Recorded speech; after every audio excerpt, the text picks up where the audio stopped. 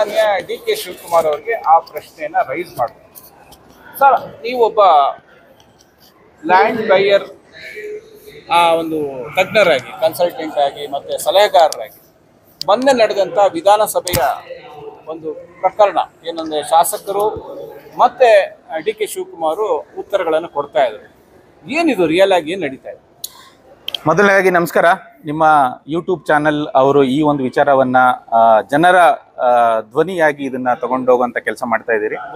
ಭುವಿತ್ವ ಅನ್ನುವಂತಹ ಕಾರ್ಯಕ್ರಮದ ಮೂಲಕ ಈ ಕೆಲಸವನ್ನ ಮಾಡ್ತಾ ಇದ್ದೀರಿ. ಅದಕ್ಕೆ ಧನ್ಯವಾದಗಳನ್ನ ಅರ್ಪಿಸ್ತೇನೆ.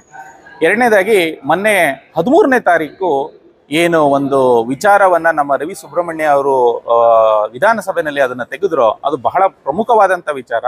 ಯಾಕೆಂದ್ರೆ ಇಡೀ ಕರ್ನಾಟಕದಲ್ಲಿ ಅಪಾರ್ಟ್ಮೆಂಟ್ ಓನರ್ಶಿಪ್ ಆಕ್ಟ್ ಅನ್ನುವಂತಹ ಒಂದು ಆಕ್ಟು ಸುಮಾರು 52 ವರ್ಷದ ಮುಂಚೆ ಬಂದಂತಹ ಆಕ್ಟು 1972ನಲ್ಲಿ.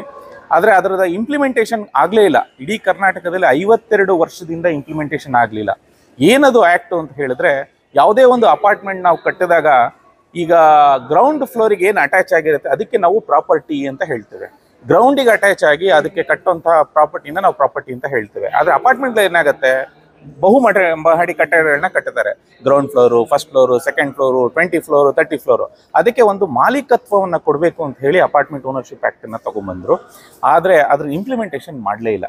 ಅದರಿಂದ ಏನಾಯಿತು, ಬಿಲ್ಡಿಂಗಿನ ಓನರ್ಶಿಪ್ಪು ಅಪಾರ್ಟ್ಮೆಂಟ್ ಓನರ್ಸ್ ಹತ್ರ ಉಳ್ಕೊಂತು. ಆದರೆ ಭೂಮಿ ಏನಿದೆ ಆ ಓನರ್ಶಿಪ್ಪು ಹಳೇ ಲ್ಯಾಂಡ್ ಓನರ್ ಯಾರಿರ್ತಾರೆ ಅವರ ಹೆಸರಿನಲ್ಲೇ ಸರ್ಕಾರಿ ದಾಖಲೆಗಳಲ್ಲಿ ಇದು ಉಳ್ಕೊತಾ ಬಂತು.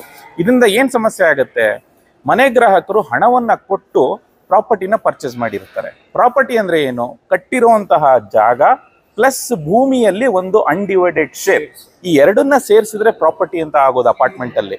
ಆದರೆ ಮನೆ ಮಾಲೀಕತ್ವವನ್ನ ಮನೆ ಗ್ರಾಹಕರಿಗೆ ಕೊಟ್ಟು ಭೂಮಿಯ ಮಾಲೀಕತ್ವವನ್ನ ಹಳೇ ಲ್ಯಾಂಡ್ ಓನರ್ ಹೆಸರಲ್ಲೇ ಉಳಿಸ್ಕೊಡುವಂಥ ಒಂದು ಪದ್ಧತಿಯನ್ನ ಸರ್ಕಾರಗಳು ಮಾಡ್ಕೊಂಡು ಬಂದಿದೆ. ಈ ಒಂದು ವಿರುದ್ಧ ಕರ್ನಾಟಕ ಮನೆ ಗ್ರಾಹಕರ ವೇದಿಕೆ ಸುಮಾರು 2 ವರ್ಷದಿಂದ ಜನರ ಜಾಗೃತಿಯನ್ನ ಮೂಡಿಸ್ತಾ ಬಂದಿದೆ. ಮತ್ತು ರೇರಾ ಅಥಾರಿಟಿ ಏನು ಬಂದಿದೆ, ಅಥಾರಿಟಿನಲ್ಲಿ ಸುಮಾರು ಕಂಪ್ಲೇಂಟ್ಸ್ಗಳನ್ನು ನಾವು ರಿಜಿಸ್ಟರ್ ಮಾಡಿರ್ತೇವೆ. ಪ್ರತಿಯೊಂದು ಅಪಾರ್ಟ್ಮೆಂಟ್ಗಳಲ್ಲೂ ಸಹ ಸೆಕ್ಷನ್ 17 ಅಂತ ಒಂದು ಕಾಯ್ದೆ ಇದೆ. ರೇರಾದಲ್ಲಿ ಸೆಕ್ಷನ್ 17 ಕಾಯ್ದೆ ಏನು ಹೇಳುತ್ತೆ ಅಂತ ಹೇಳಿದ್ರೆ, common area including the title, ಅಂದರೆ ಭೂಮಿಯನ್ನ ನೀವು ಅಸೋಸಿಯೇಷನ್ಗೆ ಟ್ರಾನ್ಸ್ಫರ್ ಮಾಡಬೇಕು. ಮನೆ ಗ್ರಾಹಕರ ಅಸೋಸಿಯೇಷನ್ ಏನಿರುತ್ತೆ, ಫ್ಲಾಟ್ ಓನರ್ಸ್ ಯಾರು ಬರ್ತಾರೆ ಅವರು ಒಂದು ಸಂಘವನ್ನ ರಚನೆ ಮಾಡಿಕೊಂಡು ಆ ಸಂಘಕ್ಕೆ ಭೂಮಿಯನ್ನ ಟ್ರಾನ್ಸ್ಫರ್ ಮಾಡಬೇಕು ಅಂತ ಕಾನೂನು ಹೇಳುತ್ತೆ. ಈ ಕಾನೂನು ಮುಂಚೆ ಇರಲಿಲ್ವಾ? ಖಂಡಿತ ಇತ್ತು. ಫ್ಲಾಟ್ ರೆಗ್ಯುಲೇಷನ್ ಆಕ್ಟ್ ಅಲ್ಲಿ ಅಪಾರ್ಟ್ಮೆಂಟ್ ಅನ್ನ ಕೋಆಪರೇಟಿವ್ ಸೊಸೈಟಿನಲ್ಲಿ ರಿಜಿಸ್ಟರ್ ಮಾಡಿ ಅಥವಾ ಕಂಪನಿಯಲ್ಲಿ ರಿಜಿಸ್ಟರ್ ಮಾಡಿ ಅಂತಹ ಒಂದು ಸಂಘಕ್ಕೆ ನೀವು ಭೂಮಿಯನ್ನ ವರ್ಗಾವಣೆ ಮಾಡಬೇಕು ಅಂತ ಕಾಯ್ದೆ ಇದೆ.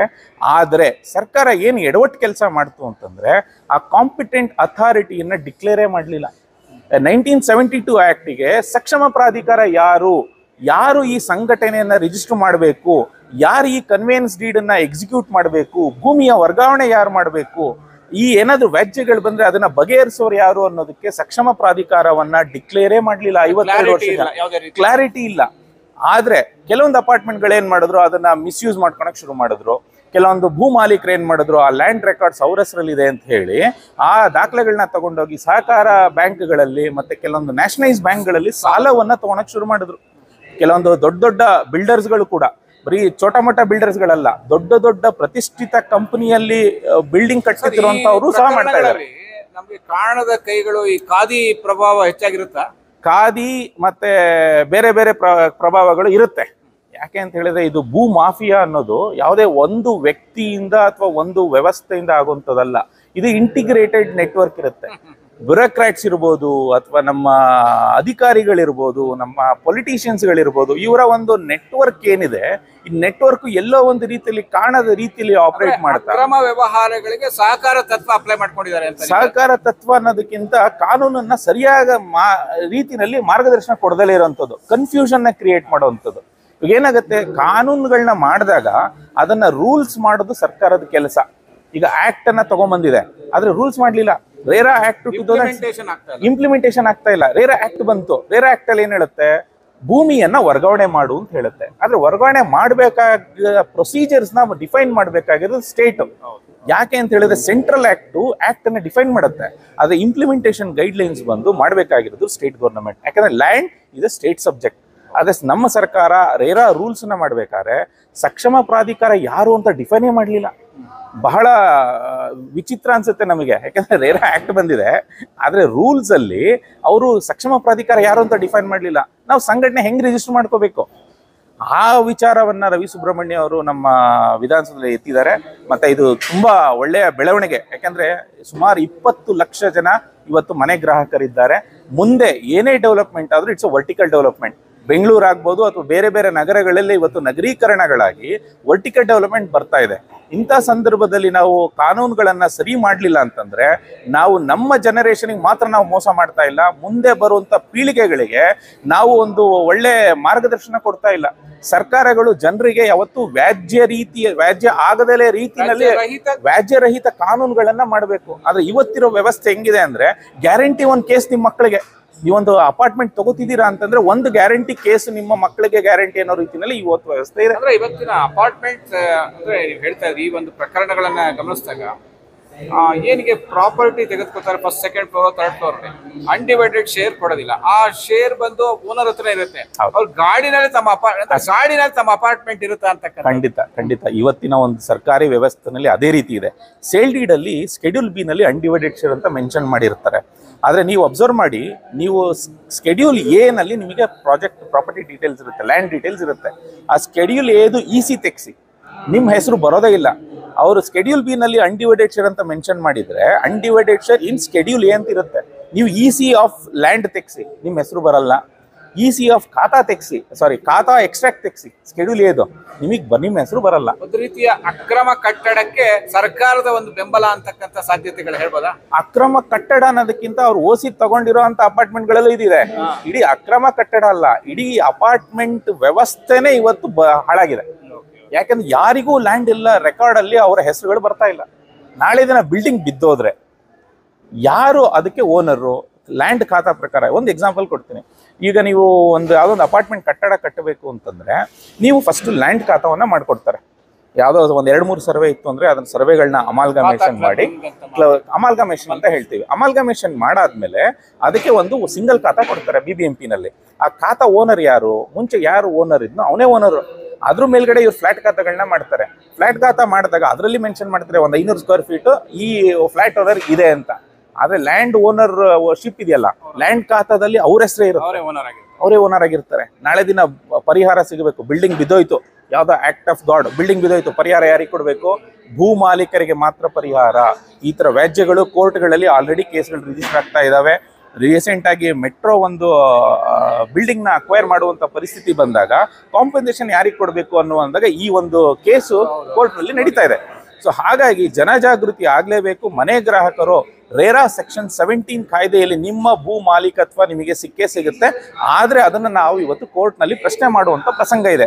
ಆದ್ರೆ ನಾವು ಕೇಳೋದೇನಂದ್ರೆ ಸರ್ಕಾರಕ್ಕೆ ಯಾರು ಸಹ ಕೋರ್ಟಿಗೆ ಹೋಗಬಾರ್ದು. ಕಾನೂನುಗಳು ಹೇಗಿರಬೇಕು ಅಂತಂದ್ರೆ ಕೋರ್ಟಿಗೆ ಹೋಗದಲೇನೆ ಬಗೆಹರಿಸುವಂತಹ ಪಾರದರ್ಶಕವಾದ ಕಾನೂನುಗಳನ್ನ ಅವರು ತಗೊಂಡ್ಬರ್ಬೇಕು. ಸರ್, ಈಗ ಉತ್ತಮವಾದ ವಿಚಾರವನ್ನ ನೀವು ನಮ್ಗೆ ತಿಳಿಸ್ಕೊಟ್ಟಿದ್ದೀರಾ. ಜನರು ಈ ಅಪಾರ್ಟ್ಮೆಂಟ್ ತಗೋಬೇಕಾದ್ರೆ ಅನ್ಡಿವೈಡೆಡ್ ಶೇರ್ ಬಗ್ಗೆ ಗಮನ ಕೊಟ್ಟು ಅದು ಶೆಡ್ಯೂಲ್ ಏನಲ್ಲೂ ಇರಬೇಕು ಮತ್ತೆ ಇಸಿ ತೆಗೆಸಿದಾಗ ರಿಫ್ಲೆಕ್ಟ್ ಆಗಬೇಕು ಅಂತಕ್ಕಂಥ ವಿಶೇಷವಾದ ಮಾಹಿತಿಯನ್ನು ನಮ್ಮ ಭುವಿತ್ವ ಅಂತಕ್ಕಂಥ ಸುದ್ದಿವಾಹಿನಿಗೆ ತಾವು ಕೊಟ್ಟಿರತಕ್ಕಂಥದ್ದು ಅದ್ಭುತವಾದಂಥ ಮಾಹಿತಿ. ನಮಗೆ ಭುವಿತ್ವ ಮತ್ತು ಜನತನಿ ಪರವಾಗಿ ನಿಮಗೆ ವಿಶೇಷವಾದಂಥ ಧನ್ಯವಾದವನ್ನು ಸಲ್ಲಿಸ್ತಾ ಇದ್ದೀನಿ. ಧನ್ಯವಾದಗಳು ಸರ್. ನಿಮ್ಮ ಪಕ್ಷದಲ್ಲಿ ಅದಕ್ಕೆ ಮಾಡೋದು ಸೂಕ್ತ. ತಾವು ಮಾಡ್ತೀವಿ ಅಂತಕ್ಕಂಥದ್ದನ್ನು ಹೇಳಿದಿರಿ, ಆದಷ್ಟು ಬೇಗ ಮಾಡೋದು ಸೂಕ್ತ ಅಂತ ನನ್ನ ಒಂದು ಭಾವನೆ. ಮೊನ್ನೆ ಅಧ್ಯಕ್ಷರ ಇಲ್ಲಿ ಏನಾಗ್ತಾ ಇದೆ ಅಂತ ಹೇಳಿದ್ರೆ, ಯಾವುದೋ ಒಂದು ಪ್ರಾಪರ್ಟಿ ಅಪಾರ್ಟ್ಮೆಂಟ್ಗೆ ಒಬ್ಬ ಓನರ್ ಬರ್ತಾನೆ, ಅವನು ಒಂದು PID ನಂಬರ್ ಅಲ್ಲಿ ಕನ್ಸ್ಟ್ರಕ್ಷನ್ ಸ್ಟಾರ್ಟ್ ಮಾಡ್ತಾನೆ. ಕನ್ಸ್ಟ್ರಕ್ಷನ್ ಆದ್ಮೇಲೆ ಆ PID ನಂಬರ್ ಸಪೋಸ್ 1 ಅಂತಿದ್ರೆ 1/1 ಅದು ಎಷ್ಟು ಅಪಾರ್ಟ್ಮೆಂಟ್ಗಳು ಬರುತ್ತೆ ಅಷ್ಟನ್ನು ಕೊಡ್ತಾ ಹೋಗ್ತಾನೆ. ಅದರಲ್ಲಿ ಕೆಲವು ಪೋರ್ಷನ್ಸ್ ಅನ್ನು ಅವ್ನು ರಿಟೈನ್ ಮಾಡ್ತಾನೆ. ಆ ರಿಟೈನ್ ಮಾಡಿದಾಗ ಆ ಓನರ್ಶಿಪ್ ಲ್ಯಾಂಡ್ ಅವನ ಹೆಸರಲ್ಲೇ ಇರುತ್ತೆ. ಓನರ್ಶಿಪ್ ಹೆಸರು ಓನರ್ ಯಾರು ಇರ್ತಾನೆ, ಒರಿಜಿನಲ್ ಓನರ್, ಇವರಿಗೆ ಪಾರ್ಕ್ ಓನರ್ಶಿಪ್ ಕೊಟ್ಟಿರ್ತಾರೆ. ಆದ್ರೆ ಲ್ಯಾಂಡ್ ಓನರ್ಶಿಪ್ ಅವನು ಯಾರು ಇರ್ತಾನೆ ಅವನ ಹೆಸರಲ್ಲಿ ಇರುತ್ತೆ.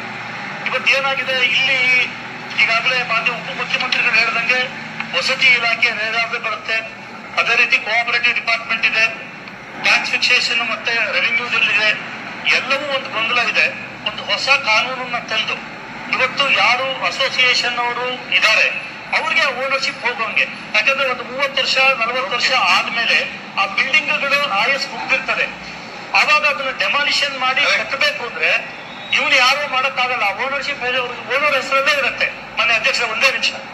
ಇದ್ರೊಳಗೆ ಏನಾಗ್ತಾ ಇದೆ ಅಂದ್ರೆ ಕೆಲವರು ಲ್ಯಾಂಡ್ ಲಾರ್ಡ್ಸ್ಗಳು ಮಿಸ್ಯೂಸ್ ಮಾಡಿಕೊಂಡು ಈ ಪ್ರಾಪರ್ಟಿಯಲ್ಲಿ ಒರಿಜಿನಲ್ ಟೈಟಲ್ ಮೇಲ್ಗಡೆ ಕೋಆಪರೇಟಿವ್ ಬ್ಯಾಂಕ್ಗಳಲ್ಲಿ ಅಲ್ಲಿ ಇಲ್ಲಿ ಸಾಲ ಮಾಡ್ತಾ ಇದ್ದಾರೆ.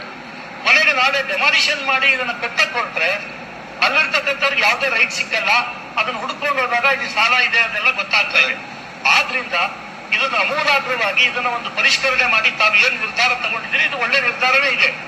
ಇದ್ರ ಬಗ್ಗೆ ಒಂದು ಯಾವ ಅಸೋಸಿಯೇಷನ್ ರಿಜಿಸ್ಟರ್ಡ್ ಅಸೋಸಿಯೇಷನ್ಸ್ ಇರ್ತದೆ ಅವ್ರಿಗೆ ಓನರ್ಶಿಪ್ ಕೊಡೋ ರೀತಿಯಲ್ಲಿ ಆದರೆ ಮುಂದೆ ಅವ್ರು ಹ್ಯಾಂಡಲ್ ಮಾಡ್ಕೊಳ್ಳಿಕ್ಕೂ ಅನುಕೂಲ ಆಗುತ್ತೆ.